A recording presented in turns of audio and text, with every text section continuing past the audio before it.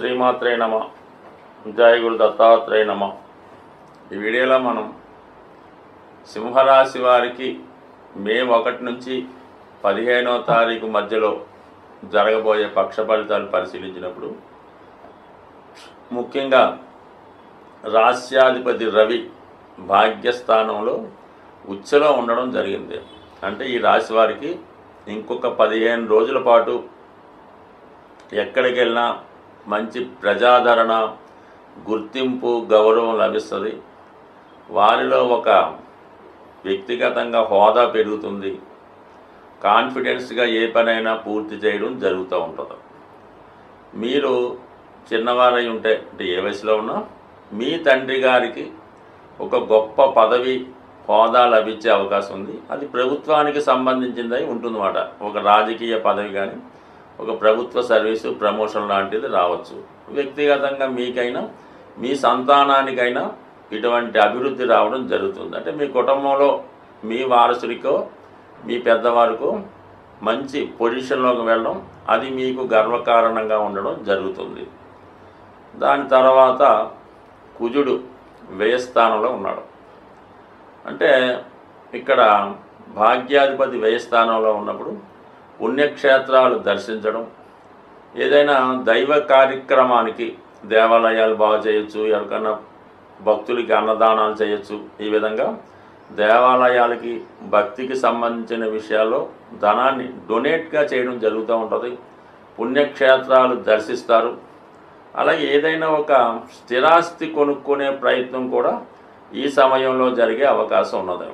అలాగే పిల్లల చదువుకు కానీ ఏదైనా పెళ్ళిళ్ళకో దానికో స్వభావసిద్ధంగా రహస్యంగా మీరు కొంత డొనేట్ చేయడం జరుగుతుంది. మీకు ఏదో ఒక మంచి ఫలితం ఈ సమయంలో రావడం వల్ల మీ యొక్క ఫ్రెండ్స్కో బంధువులందరికీ ఒక ఫంక్షన్ లాంటిదో, ఒక పార్టీ లాంటిదో ఇవ్వడం జరుగుతూ ఉంటుంది. ఇక చతుర్థాధిపతిగా వ్యయస్థానంలో ఉండడం వల్ల ఏదైనా వాహనం కానీ, స్థిరాస్తి కానీ, గృహం కానీ కొనుక్కునే ప్రయత్నం చేస్తారు. వాహనాలు లాంటివి రిపేర్ చేస్తారు. గృహాన్ని ఆధునీకరంగా మారుస్తారు. అలాగే మీ యొక్క బంధువులకు సహకారం జరుగుతుంది. ముఖ్యంగా మదర్ యొక్క ఆరోగ్య విషయంలో కొంత శ్రద్ధ తీసుకోవాల్సి ఉంటుంది.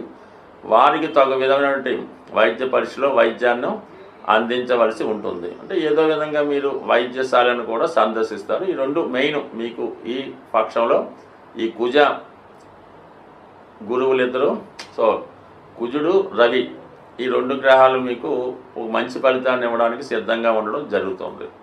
ఇక గురువు మనకి దశమస్థాన సంచారం ఈ 15 రోజులు మాత్రమే ఉండడం జరుగుతుంది. ఇంకా మే 15 తర్వాత గురువు లాభస్థానంలోకి వచ్చాక ఇంకా సింహరాశి వారికి తిరిగే ఉండదు.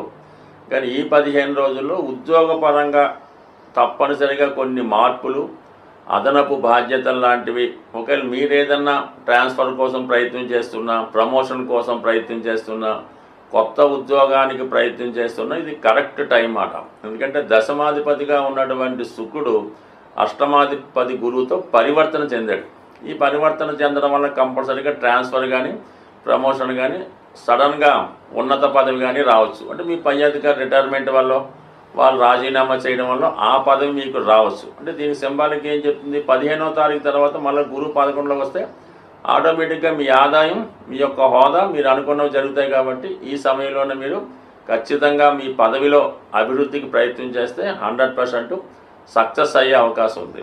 మరి ఈ సమయంలో కొంతమంది ఏదన్నా ఒక పెద్ద పరిశ్రమ, ఒక హోటలో, ఒక రైస్ మిల్లో ఏదన్నా ఒకటి ప్రారంభించాలనుకుంటే దానికి తగినటువంటి రుణ సౌకర్యం లభించే అవకాశం ఉంది. ఎందుకంటే అష్టమంలో ఉన్నటువంటి శుభగ్రహాలైనటువంటి శుక్ర, బుధులు, అలాగే శని, రాహు, ఇది పెద్ద పెద్ద ఇండస్ట్రీస్ ప్రారంభించడానికి అనుకూలంగా ఉంటుంది. సాఫ్ట్వేర్ రంగం వారికి, సినిమా పరిశ్రమ, రైల్వే, ఎయిర్లైన్స్ వాటికి చాలా అనుకూలంగా ఉంటుంది. సడన్గా ఒక గొప్ప మార్పు రావడం జరుగుతూ ఉంటుంది. ఈ శుక్రుడు అష్టమంలో ఉండడం వల్ల ఇది స్త్రీలకి చాలా అదృష్ట యోగాన్ని కలిగించే అవకాశం ఉంటుంది. సింహరాశిలో ఎవరైనా స్త్రీలు అటు రాజకీయ రంగంలో కానీ, అలాగే ప్రభుత్వ సర్వీస్లో కానీ ఉంటే వాళ్ళకి కూడా మంచి గుర్తింపు, పదవి వచ్చే అవకాశం ఉంది. అలాగే కొంతమంది ఈ సమయంలో మీరు ఏదైనా ఈ ఆధునిక టెక్నాలజీకి సంబంధించినది, సినిమా పరిశ్రమ అవచ్చు, ఈ బ్యూటీకి సంబంధించింది అవ్వచ్చు, ఈ సాఫ్ట్వేర్ సంబంధించిన దాంట్లో ఏదైనా ఒక ఇండస్ట్రీ స్థాపించాలన్నా లేదంటే మీ వృత్తిలో మారాలన్నా ఇది చాలా వరకు మీకు అనుకూలత ఇచ్చే అవకాశం ఉంది. బట్ ఏదైనా మీకు ఈ 15 రోజులు ఒక విధంగా ఉంటుంది. 15 రోజుల తర్వాత ఏ పనైనా చాలా సులభంగా నడుస్తూ ఆర్థిక పరంగా ఎప్పటికప్పుడు ఆర్థిక సహకారం వస్తుంది. కాబట్టి మొత్తం మీద ఈ రాశి వారికి కూడా ఈ సమయంలో మీరు ఏదైనా ఒక గొప్ప విషయం, అది ఉద్యోగం మారడమా, కొత్త ఉద్యోగమా, స్థిరాస్తి కొనడమా, ఏదో ఒకటి తప్పనిసరిగా జరిగే అవకాశం ఉన్నది. సాధారణంగా మనం ఇప్పుడు రాసులు, గ్రహాలు, నక్షత్రాల ఆధారంగా ఈ గోచార ఫలితాలు మాత్రమే చెప్పడం జరుగుతుంది 12 రాశుల వారికి కూడా. అంటే ఒకే రాశిలో కొన్ని కోట్ల మంది ఉండడం జరుగుతూ ఉంటుంది. అందరికీ ఒకేలాగన్నది ఎప్పుడూ కూడా ఉండదు. మనం ఇప్పుడు చెప్పిన ఫలితాలు కొన్ని పాజిటివ్ ఉండొచ్చు, కొన్ని నెగిటివ్ ఉండొచ్చు. అయితే ఏంటంటే మీ యొక్క జన్మ జాతకంలో ఆ జన్మ పత్రికలో మీకు ఏదైతే రాసి పెట్టి ఉందో అది మాత్రమే గోచార రీత్యా ఆ ఫలితాన్ని మీరు అనుభవించేలాగా ఈ గ్రహాలు చేయడం జరుగుతూ ఉంటుంది. జాతకంలో లేనిది మనం ఎంత ప్రయత్నం చేసినా, గురువు ఎక్కడికి వచ్చినా కూడా జాతకంలో ఉంటేనే ఆ ఫలితం జరుగుతుంది. ముఖ్యంగా సంతానం, వివాహం, ఈ రెండు కూడా పూర్వజన్మ సుకృతం బట్టి, పూర్వజన్మ ఫలితం బట్టి ఆధారపడి ఉంటుంది. అందువలన గురువు 5లోకి వచ్చాడంటే సంతానం కలుగుతుంది, మీరు చెప్పాడు కలగలేదు.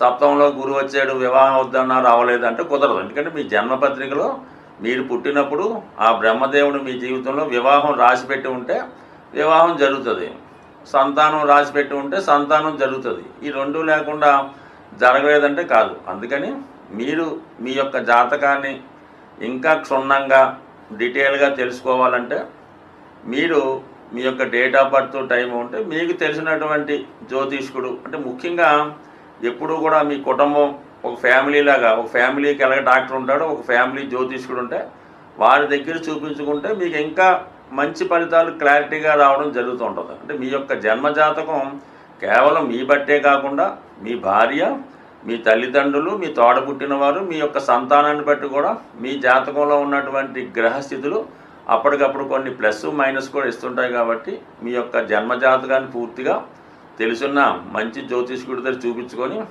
ఆ విధంగా మీరు ఫలితాన్ని తెలుసుకుంటే మీ జీవితంలో ఉన్నటువంటి సమస్యలు పరిష్కారం అయ్యే అవకాశం ఉన్నది.